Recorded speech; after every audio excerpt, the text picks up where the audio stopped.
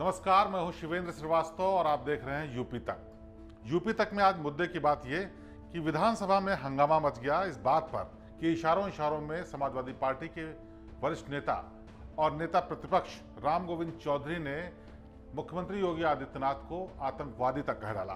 दरअसल ये बात तब उठी जब मुख्यमंत्री योगी आदित्यनाथ की तरफ से ये आरोप लगाया गया कि समाजवादी पार्टी के कार्यकाल में आतंकवादियों को बचाने का काम होता था, और इसी के जवाब में नेता प्रतिपक्ष राम गोविंद चौधरी ने कहा कि असली आतंकवादी तो उस तरफ बैठे हैं। यानी उन्होंने सत्ता पक्ष की तरफ इशारा किया कि असली आतंकवादी उस तरफ बैठे हैं, और उनका इशारा इस बात पर भी था कि योगी की सरकार में तमाम ऐसे मुकदमे वापस लिए गए जो कि उनके खिलाफ खुद दर्ज थे। राम गोविंद चौधरी ने यह भी कहा कि कोई भी आरोप जो लगा रहे हैं मुख्यमंत्री योगी आदित्यनाथ, उसके लिए अगर वो सबूत पेश नहीं करते हैं तो ये मिथ्या आरोप होंगे।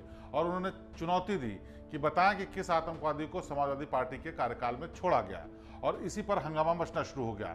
इशारों में राम गोविंद चौधरी ने यह भी कहा कि कुछ तो ऐसे आतंकवादी हैं जो कि मुख्यमंत्री तक बन गए हैं। यानी उन्होंने नाम लिए बगैर योगी आदित्यनाथ पर यह बेहद आपत्तिजनक बात कही, जिसको सरकार के संसदीय कार्य मंत्री ने सदन की कार्रवाई से बाहर निकालने का भी अनुरोध किया।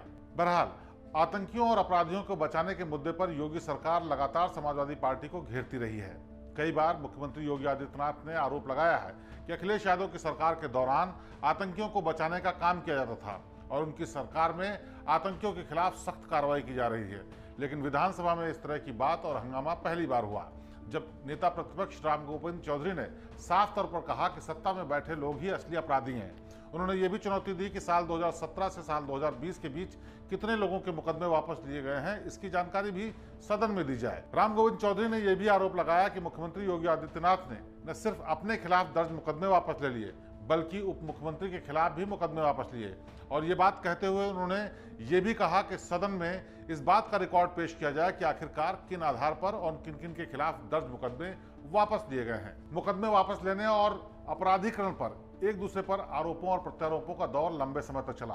विधानसभा की कार्रवाई काफी देर तक बंद रही और इस दौरान ये भी कहा गया कि तमाम जिस तरह की बातें हो रही हैं वो अमर्यादित हैं। और संसदीय कार्य मंत्री की तरफ से यह भी कहा गया कि राम गोविंद चौधरी ने जो आपत्तिजनक बातें मुख्यमंत्री योगी आदित्यनाथ के लिए कही हैं उनको सदन की कार्रवाई में शामिल न किया जाए। लेकिन आतंकियों के मुद्दे पर जिस तरह से बीजेपी और समाजवादी पार्टी पर बीच बीच में हंगामा होता रहता है वो काफी गंभीर है। बहरहाल ये तो तय है कि आतंकियों के मुद्दे पर दूसरे पर आरोपों प्रत्यारोपों के दौरान ये भी साफ है कि योगी आदित्यनाथ की सरकार में मुख्यमंत्री योगी आदित्यनाथ के खिलाफ दर्ज मुकदमे वापस लिए गए। न सिर्फ उनके खिलाफ मुकदमे वापस लिए गए बल्कि कई और नेताओं के खिलाफ यूपी सरकार ने मुकदमे वापस लिए हैं। बहरहाल इस चुनौती के बाद अब देखना यह है कि क्या सदन की कार्रवाई में शामिल करते हुए इस पर कोई रिकॉर्ड पेश किया जाएगा या फिर समाजवादी पार्टी के कार्यकाल के दौरान दर्ज मुकदमे और उनको वापस ले जाने पर कोई रिकॉर्ड पेश किया जाएगा।